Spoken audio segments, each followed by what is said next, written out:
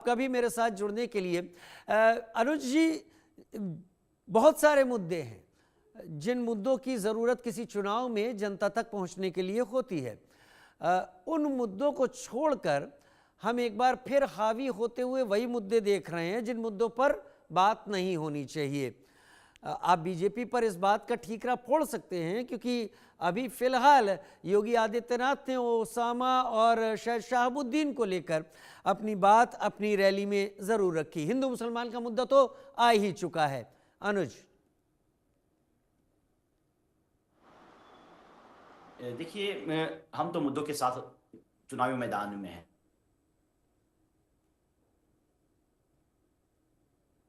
लगता है संपर्क और टूट हिंदू गया अनुज मुसलमान भाई की से। बात करें, क्या चुनावी मैनिफेस्टो में क्या हम किसी दल की बात करते हैं? जी हेलो, बोले बोले बोले अनुज जी, आवाज आ रही बोले, है मेरी? साफ है, आवाज हाँ, साफ आ वही मैं रही कह है, रहा बोले। हूँ। हिंदू मुसलमान का मुद्दा कौन उठाता है चुनाव के समय में, ये तो जग जाहिर है।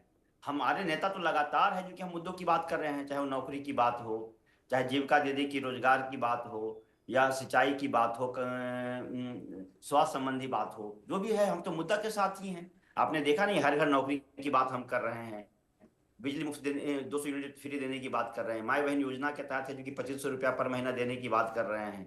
तो और जीविका दीदी को 30,000 रुपये देने की बात, संविदा कर्मियों को परमानेंट करने की बात कर रहे हैं, जाति जनगणना के आधार पर सामाजिक न्याय की हम बात कर रहे हैं। तो हम तो लगातार मुद्दों के साथ बात कर रहे हैं। हिंदू मुसलमान कौन कर रहा है? हम तो सभी धर्मों में विश्वास रखने वाले लोग हैं। हम तो गंगा जमुना तहजीब वाले लोग हैं। आप देखे नहीं, हमने सभी धर्मों को टिकट दिया, सभी जातियों को टिकट दिया।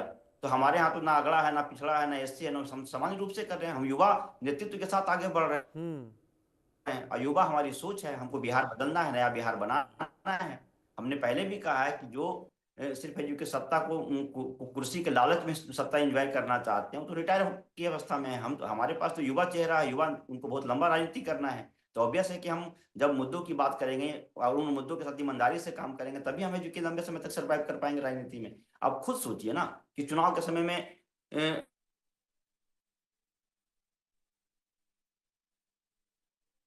चलिए, अब योगी मैं जी आकर विशाल, क्या बोल रहे हैं, क्या आपकी आवाज अभी आप कट किसी रही भी है। एनडीए गठबंधन आपका से मैसेज पूछिए आया। जाकर। अनुज भाई, आपका मैसेज आवाज साफ हुआ। मेरे साथ तीनों ही खास मेहमान जुड़ गए हैं। बीएन झा साहब भी इस वक्त जुड़ गए हैं, विशाल लोधी भाई भी मेरे साथ जुड़े हुए हैं, प्रवक्ता कांग्रेस इस वक्त जुड़े हुए हैं। विशाल भाई, अब आपका समय, क्या अपने मुद्दों से भटकता हुआ बतौर कांग्रेस प्रवक्ता आपको लगता है ये चुनाव हो रहा है?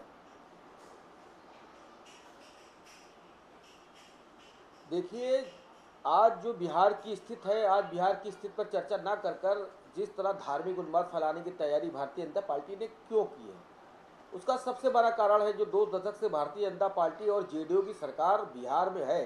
आज बिहार में आप देख लीजिए, सबसे ज़्यादा गरीबी कहाँ है बिहार में, सबसे ज़्यादा अपराध कहाँ है बिहार में, सबसे ज़्यादा अपहरण कहाँ है बिहार में, सबसे ज़्यादा महिलाओं को लेके क्या कहते हैं जबरन अपहरण कहाँ है बिहार में। आप स्वास्थ्य की बात करिए, शिक्षा की बात करिए, तो कुल मिला के 20 दशक का जो जंगल राज नीतीश कुमार और इनके साथी भारतीय जनता पार्टी के द्वारा वहाँ पे बिहार की जनता ने जो झेला है, उस जंगल राज को छुपाने के लिए आज भारतीय जनता पार्टी वही का ही नया उसका फार्मूला नहीं है। पूरे देश में आप कहीं भी जाएंगे, भारतीय जनता पार्टी चुनाव, क्योंकि 5 साल 10 साल 20 साल कोई काम करती है नहीं, चुनावी सत्र में जैसे भारतीय जनता पार्टी आती है तो हिंदू मुस्लिम क्या कहते हैं जाति वर्ग ऊंचा नीचा पूरे देश को, पूरे प्रदेश को बांटने का काम करती है। तो आज कहीं ना कहीं जैसे आज आज उत्तर बिहार की यदि हम लोग बात कर लें तो बिहार की यदि बात करेंगे तो महिलाओं के अपराध में 50% से ज़्यादा की बढ़ोतरी हुई है। 17 अपहरण पर डे के हिसाब से बिहार में होते हैं, 19 बलात्कार बिहार में हर हफ्ता हो रहे हैं। तो आप खुद देखिए, जो बिहार की राजधानी पटना है, यदि हम पता करें बिहार में सबसे ज़्यादा अपराध कहाँ हो रहे हैं, तो बिहार में सबसे ज़्यादा अपराध बिहार की राजधानी पटना में हो रहे हैं।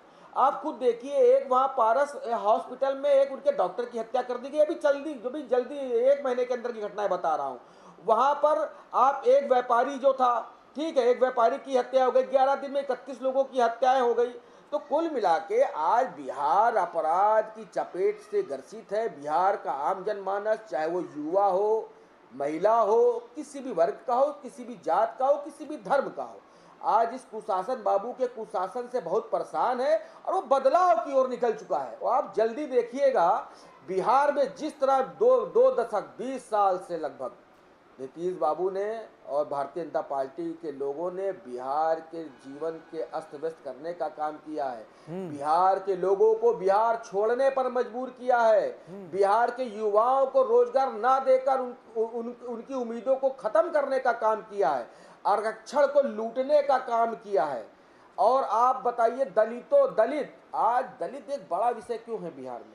आज हम लोग पिछले दिनों के मसीहा आदरणीय कर्पूरी ठाकुर जी का हम लोग विशाल क्यों भाई नाम पूरा लेते हैं? पूरा प्रोग्राम बाकी है, अभी बहुत वक्त मिलेगा, लेकिन विशाल भाई बीच में आपके साथ भी तो रहे हैं नीतीश बाबू, क्या वो भी जंगल राज था?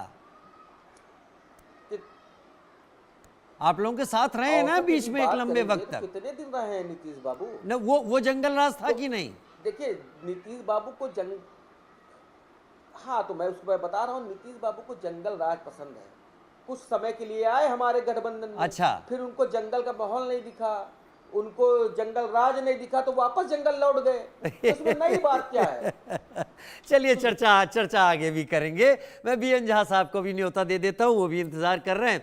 बीएन झा साहब, सवाल मेरा आपसे वही जो मैंने पिछले दो प्रवक्ताओं से पूछा है, वो ये सवाल कि जब इतने सारे मुद्दे हैं आपके पास हैं कि आप लोगों ने विकास के काम किए, मैं गिना देता हूं जो मुझे याद है। मखाना बोर्ड की जो बात है, मखाना का काम करने वाले जो कारीगर थे उनके लिए जो काम, इतनी चीजें हैं, तो फिर हम हिंदू मुस्लिम की बात पर क्यों आते दिख रहे हैं?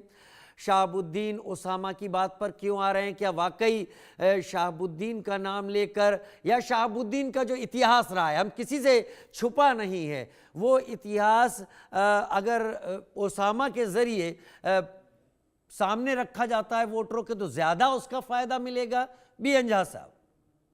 देखिए, सर्वप्रथम सबको नमस्कार जी। देखिए, बिहार ना बड़ा पीड़ा से गुजरा है, बहुत पीड़ा से गुजरा है।